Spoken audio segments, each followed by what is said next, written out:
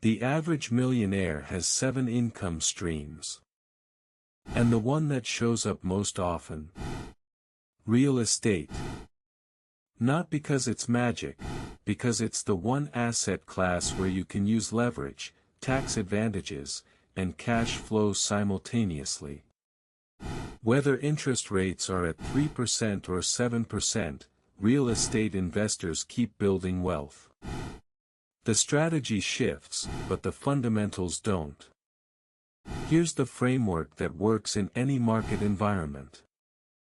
Rule 1: Cash flow is king. Never buy a property that doesn't cash flow from day one. Appreciation is a bonus, not a strategy. Run the numbers conservatively, assume 8% vacancy, 10% maintenance, and 10% property management even if you self-manage. If it still cash flows after all that, it's a deal worth pursuing. Rule 2: Location beats condition. You can fix a bad roof. You can't fix a bad neighborhood.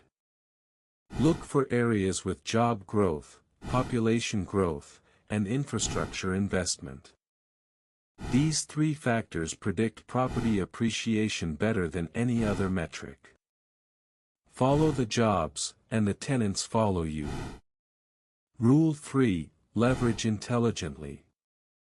A 25% down payment on a $200,000 property means you control $200,000 of real estate with $50,000. If that property appreciates 5% per year, you're earning a 20% return on your actual cash invested.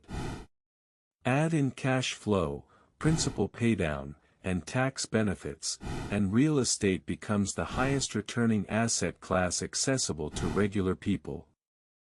Your next step: analyze one property this week. Use the numbers I just gave you.